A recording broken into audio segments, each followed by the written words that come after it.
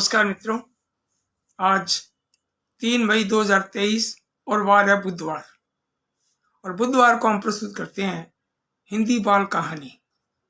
तो आज एक विशेष हिंदी बाल कहानी का वाचन करूंगा और कुछ और भी बातें, कुछ खुशी की बातें वो मैं आपको बताना चाहूँगा कि आज 3 मई 2023 को हमारे बेटे दुष्यंत जोशी के साले साहब श्री लक्ष्य पाठक श्री गंगानगर, इनकी 5 वर्षीय सुपुत्री वेन्या का जन्मदिन भी है।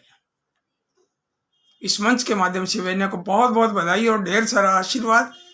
और आज RN अरविंद सेवानिवृत्त IAS, जो हमारे फेसबुक मित्र भी हैं और जो हनुमानगढ़ जिला कलेक्टर भी रहे हैं, RN अरविंद साहब, उनका भी आज जन्मदिन है। और RN अरविंद जी अपने पुश्तैनी खेत में लगभग 1000 से अधिक पौधे लगा चुके हैं और सेवानिवृत्ति के बाद ये बहुत बढ़िया काम कर रहे हैं। इस मंच के माध्यम से आपको भी जन्मदिन पर बहुत बहुत बधाई। और एक खास और एक जन्मदिन का एक मौका है, बहुत बढ़िया खुशखबरी का दिन भी, क्योंकि आज बुधवार है और जिस दिन किसी जैसे मैं प्रोग्राम देता हूँ, जैसे गुरुवार को बाल कविताओं का वाचन करता हूँ या बुधवार को बाल कहानी का वाचन करता हूँ, तो इस दिन जिनका भी जन्मदिन हो मैं जरूर जिक्र करता हूँ। आज हमारे माननीय मुख्यमंत्री जी श्री अशोक गहलोत जी का भी आज जन्मदिन है।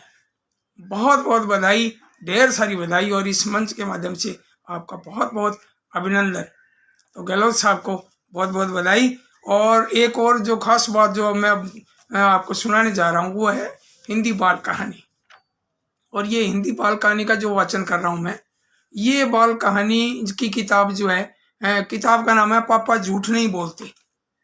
ये किताब आपके ये सामने है और ये 1997 में प्रकाशित हुई थी। और ये श्री यादवेंद्र शर्मा चंद्र, जो सुप्रसिद्ध रचनाकार, कथाकार, उपन्यासकार, उनको समर्पित की हुई है। श्री चंद्र जी को समर्पित है ये पापा झूठ नहीं बोलते। और इस किताब को, पापा झूठ नहीं बोलते, इस किताब को हिंदी बाल कथा पर अखिल भारतीय कमला चौहान स्मृति ट्रस्ट देहरादून उत्तरांचल की ओर से 2001 में इसको उत्कृष्ट बाल साहित्यकार का पुरस्कार भी मिल चुका है। इस किताब पर मुझे अवार्ड मिला था 2001 में। सह परिवार यानी मैं और हमारी श्रीमती जी और हमारी छोटी बिटिया मानसी, हम तीनों वहाँ गए थे देहरादून। वहाँ कार्यक्रम था बहुत ज़बरदस्त। तो इस मंच के माध्यम से आपको ये याद दिलाना चाहता हूँ कि मेरी इस किताब को 2001 में एक संस्था ने सम्मानित किया था, अखिल भारतीय स्तर का जो कार्यक्रम था। उसी किताब में से मैं आपको कहानी सुनाने जा रहा हूँ। और कहानियाँ तो कई है, मैं सोच रहा हूँ कौन सी सुनाए, अंजू की सीख सुनाए या इनाम और सजा सुनाए, लेकिन एक कहानी का जो मैंने चयन किया बहुत ही मर्मस्पर्शी लगेगी आपको, बहुत बढ़िया मन को छूने वाली कहानी। और कहानी का नाम है पश्चाताप के आंसू। कहानी का नाम है पश्चाताप के आंसू और रचनाकार हैं इसके दीनदयाल शर्मा। यानी मैं अपनी कहानी प्रस्तुत कर रहा हूँ। और भी मेरे पास बहुत सी किताबें हैं मित्रों की, और भी कई भेज भी रहे हैं, तो उनमें से मैं एक एक कहानी का वाचन करता रहूँगा। लेकिन आज मेरा भी थोड़ा ये मन है कि मैं मेरी अपनी कहानी का भी वाचन करूँ। तो आप सुनिए। आप और खूब सारे मित्र जुड़ गए हैं। और इसमें सबसे पहले जैसे कि शंकर धाकड़ी इंदौर से और कोटा से सुरेश चंद्र जी सरवारा सबसे पहले पहुंच गए थे। अब हमारी बहना जो आशा पांडे ओझा उदयपुर से भी आ गई हैं, है ना। और नीता अवस्थी जी भी आ गए हैं। सुरजराम बिश्नोई हमारे मित्र और सेवानिवृत्त प्रिंसिपल साहब हमारे यही हाउसिंग बोर्ड में। और मीनाक्षी पारीक जयपुर से बता रहे हैं, कह रही हैं स्वागत भाई साहब। नीना सिंह सोलंकी भी पहुंच गए हैं भोपाल से और बहुत बहुत बधाई दे रहे हैं। भाई आप सबका बहुत बहुत स्वागत, खूब खूब पहुंच रहे हैं। और मीनाक्षी जी और संजू श्रृंगी कोटा से पहुंच गए। इंद्रजीत कौशिक बीकानेर से, भाई बहुत बढ़िया बहुत बढ़िया, ये सब पहुंच गए हैं और धीरे धीरे जुड़ रहे हैं। और हमारे डॉक्टर तान्या पाठक श्री गंगानगर से ये भी जुड़े हैं। और इनकी जो है वो वेन्या जो है, वेन्या का जो जन्मदिन है, तो ये वेन्या की जो है ना, ये बड़ी बहन है शायद मेरे हिसाब से। थोड़ा मैं यहाँ मंच पर थोड़ा कंफ्यूज हो जाता हूँ मैं, है ना। तो ये इनका भी आ गए हैं, डॉक्टर वेन्या पाठक भी आप जुड़े हैं, बहुत बहुत आपको बधाई और आपका बहुत बहुत अभिनंदन। अब मैं कहानी शुरू करता हूँ और कहानी का शीर्षक है पश्चाताप के आंसू, और इसके रचनाकार मैं यानी कि दीनदयाल शर्मा। रोजाना की भांति आज भी पप्पू और कालू दोनों भाई अपने गुरुजी के घर गए। गुरुजी सामने वाले कमरे में कुर्सी पर बैठे एक किताब पढ़ रहे थे। नमस्कार गुरुजी, वे दोनों एक साथ बोले। नमस्कार नमस्कार, आ गए दोनों भाई, आओ आओ बैठो भाई। गुरुजी ने चारपाई की ओर इशारा करते हुए कहा। दोनों भाई बैठ गए। गुरुजी पढ़ने के लिए कोई कहानी की किताब दे दो जी, पप्पू बोला। कहानी की किताब भी देंगे, पहले यह बताओ कि चाय पीने की इच्छा है क्या, गुरुजी ने पूछा। नहीं जी, चाय तो अभी पी कर आए हैं गुरुजी, पप्पू बोला। क्यों कालू, चाय पी कर आए हो, गुरुजी ने पूछा। हाँ जी, कालू ने हामी भरी। अरे भाई, पी कर आए हो तो क्या है, थोड़ी सी और पी लेना, चाय का क्या है, ये तो सारा दिन चलती रहती है, गुरुजी ने कुर्सी से खड़े होते हुए कहा। नहीं गुरुजी, हम चाय नहीं पियेंगे, पप्पू ने कहा। कोई बात नहीं, तू मत पीना, कालू पी लेगा। क्यों कालू, गुरुजी ने प्यार से पूछा। हाँ जी, कालू ने पप्पू की ओर देखते हुए हामी भरी। गुरुजी मेरे लिए मत बनाना जी, पप्पू ने गंभीरता से कहा। कालू बोला, गुरुजी जब चाय बन जाएगी ना तब ये पी लेगा। अच्छा, तो मेरे लिए आधा कप ही बनाना जी, पप्पू ने नजरें झुकाते हुए कहा। अब बनी है बात, गुरुजी चुटकी बजाते हुए बोले और फिर अलमारी में से दो छोटी छोटी किताबें निकालकर पप्पू को देते हुए बोले, ऐसा है, दोनों भाई एक एक किताब पढ़ लेना, तब तक मैं चाय बना लाता हूं। इतना कहकर गुरुजी रसोई की ओर चले गए। ये ले कालू, एक किताब तू ले ले, पप्पू ने कहा। नहीं, मुझे नहीं पढ़नी। गुरुजी को कहूं क्या, कह दे नहीं पढ़ता जा। पप्पू ने एक किताब गुरुजी की मेज पर रख दी और दूसरी किताब को पढ़ने में खो गया। कालू काफी देर तक कमरे में लगी बच्चों की तस्वीरों को देखता रहा और फिर वह मेज पर पड़े रेडियो को छेड़ने लगा। रेडियो क्यों छेड़ता है, गुरुजी को कहूं क्या, ये ले। नहीं छेड़ता बस। अचानक कालू की नजर मेज पर पड़े 1 रुपए के सिक्के पर पड़ी तो उसका मन ललचाया। उसने सोचा, गुरुजी तो रसोई में चाय बना रहे हैं और पप्पू किताब पढ़ रहा है, दोनों को पता ही नहीं चलेगा। उसने एक बार तसल्ली के लिए इधर उधर देखा, वह मन ही मन खुश हो रहा था। उसने धीरे से 1 रुपए का वह सिक्का उठाकर ज्यों ही जेब में डाला, गुरुजी कमरे में चाय लेकर आ गए।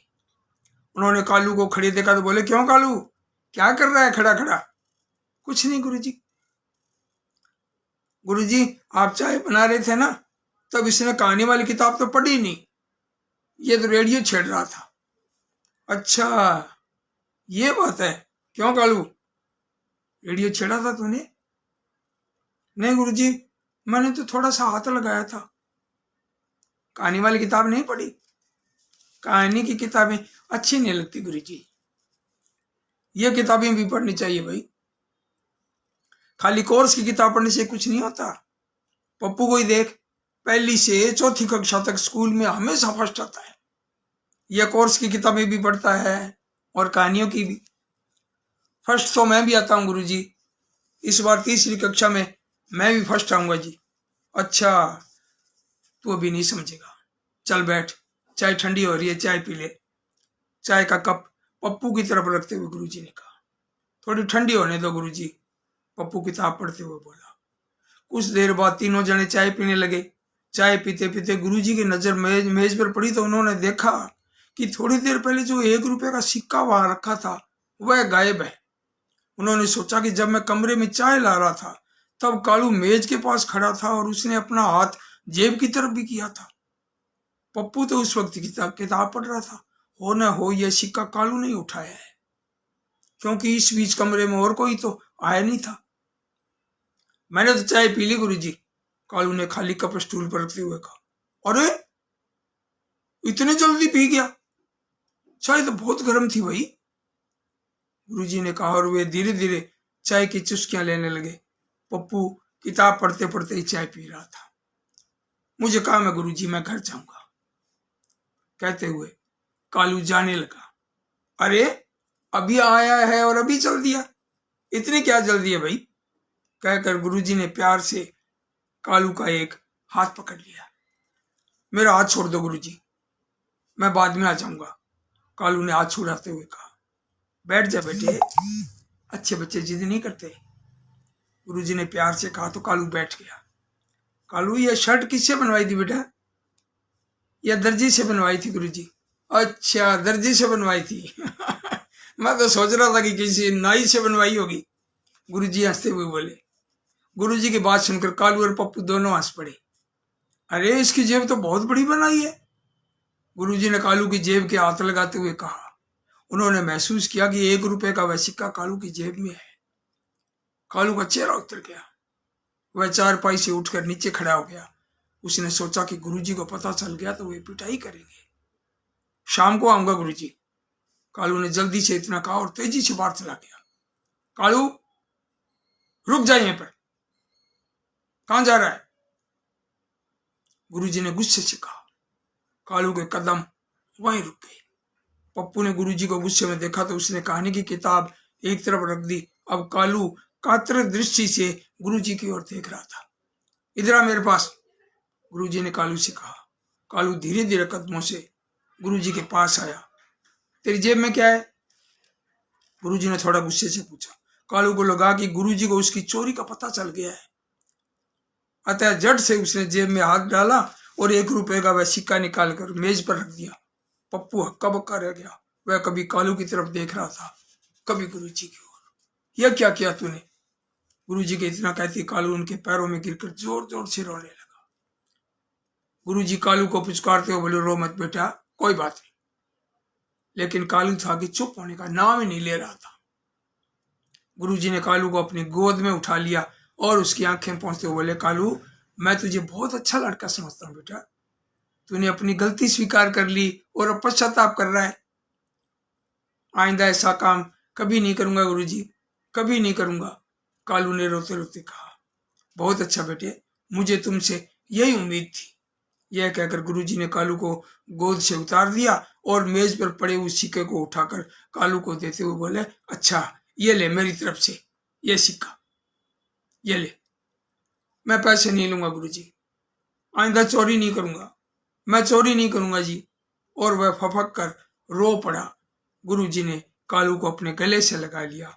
भाई द्वारा की गई चोरी के कारण पप्पू भी शर्मिंदा हुआ, वह भी रोने लगा। तो गुरुजी उसे भी ने अपने गले से लगाया। गुरुजी ने उनको उसको भी गले से लगाया और वे बर्राए गले से दोनों को चुप कराने लगे।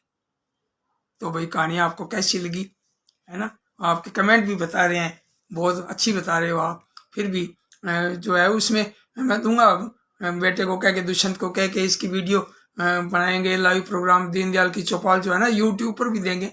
आप दोबारा इसको सुनना, मित्रों को भी सुनाना। मैं कुछ नाम बोल दूं, घनश्याम कच्छावा जी का भी कमेंट आ रहा है। BR साहू जी भी कह रहे हैं, अरे वाह वाह क्या बात है, नमस्कार नमस्कार आपको भी साहू साहब। और ये साहू जी को इंद्रजीत कौशिक, वही नाम ऐसे पता नहीं लग रहा है। और दुष्यंत जोशी, ये भी बेटा भी इसमें आ गया है। और मैं कुछ नाम बोल दूँ, आशा पांडे ओझा जी भी, नीना सिंह सोलंकी भी पधारे हैं, मीनाक्षी पारिक जी, नीता अवस्थी। और क्योंकि मैं ये सोचता हूँ कि नाम रह नहीं जाए, क्योंकि खूब आ रहे हैं नाम। और ये सुरजाराम जी बिश्नोई, नीता अवस्थी, आशा पांडे ओझा, मनमीत सिंह जी आए हैं। स्वागत है आपका मनमीत जी, आपको भी नमस्कार। और सुरजाराम बिश्नोई जी भी ये, और आशा पांडे ओझा। और ये कमेंट भी किया था, अभी देखो ऊपर चला गया इन्होंने। सरवारा जी ने कमेंट किया था, ऊपर चला गया। ये बहुत जल्दी चलता है मोबाइल, ज्यादा मैंने कहा इधर से छेड़छाड़ होगी तो थोड़ा कट भी सकता है ना। तो ये कई नाम और भी हैं मनमीत जी के बाद में, इंद्रजीत जी कौशिक और सूरजाराम जी क्या बात है। सूरजाराम जी का भी कमेंट बहुत बड़ा है। ये देखो ये चला गया इधर ऊपर, पता ही नहीं चला, है ना। ये भी इस कहानी के साक्षी रहे हैं सूरजाराम जी भी, क्योंकि ये समझ गए हैं भी किस पर लिखी हुई है। कई बार ऐसा होता है ना, कई बार सच्ची बात भी होती है, सच्ची बात को कहानी का रूप दे देते हैं। क्या हाँ, ये बहुत बढ़िया, सूरजाराम जी ने पकड़ ली बात, है ना। सूरजाराम जी कह रहे हैं बहुत सुंदर प्रस्तुति आदरणीय, क्या बात है भाई।